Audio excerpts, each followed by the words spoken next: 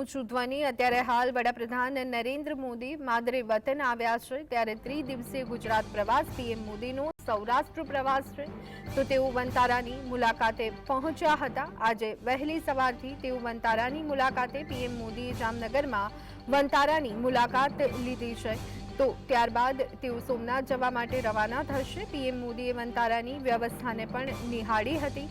જામનગરમાં અત્યારે હાલ તેઓ છે તો આ સાથે જ કાલે રાત્રે જામનગર સર્કિટ હાઉસમાં તેઓએ રાત્રિ રોકાણ કર્યું હતું। વડાપ્રધાન નરેન્દ્ર મોદી 3 દિવસના ગુજરાત પ્રવાસે આવ્યા છે। આજે બપોરે સોમનાથ મહાદેવના તેઓ દર્શન કરવાના છે।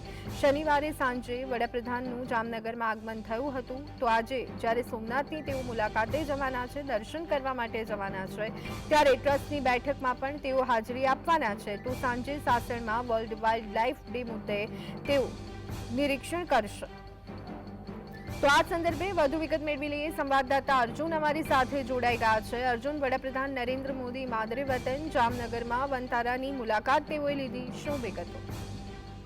બિલકુલથી ધ્વનિ, જે રીતે ગઈકાલથી વડાપ્રધાન જામનગરમાં ગુજરાતના પ્રવાસે છે ત્યારે જામનગરમાં તેઓ ગઈકાલથી પહોંચી આવ્યા છે ત્યારે આજ સવારથી વહેલી સવારથી તેઓ વનતારાની મુલાકાતે ગયા છે ને રિલાયન્સ ખાતે આવેલ વનતારા કે જે 3000 એકરમાં જે પશુઓ માટે જે એક સેવાલય, પ્રાણી સેવાલય જે બનાવવામાં આવ્યું છે તેની મુલાકાત લઈ રહ્યા છે ને હવે ગણતરીની મિનિટોમાં કદાચ તેઓ સોમનાથ જવા માટે જે છે તે રવાના થશે। સોમનાથ ત્યાં ટ્રસ્ટની મિટિંગમાં તેઓ ભાગ લેશે, સોમનાથ દાદાના દર્શન કરશે અને ત્યારબાદ ગીર સોમનાથમાં જે સાસણમાં જે છે તેઓ જવાના છે અને તેમનો કાર્યક્રમ એટેન્ડ કરવાના છે। અન્વી, ધોની જી આભાર અર્જુન સમગ્ર માહિતી આપવા બદલ।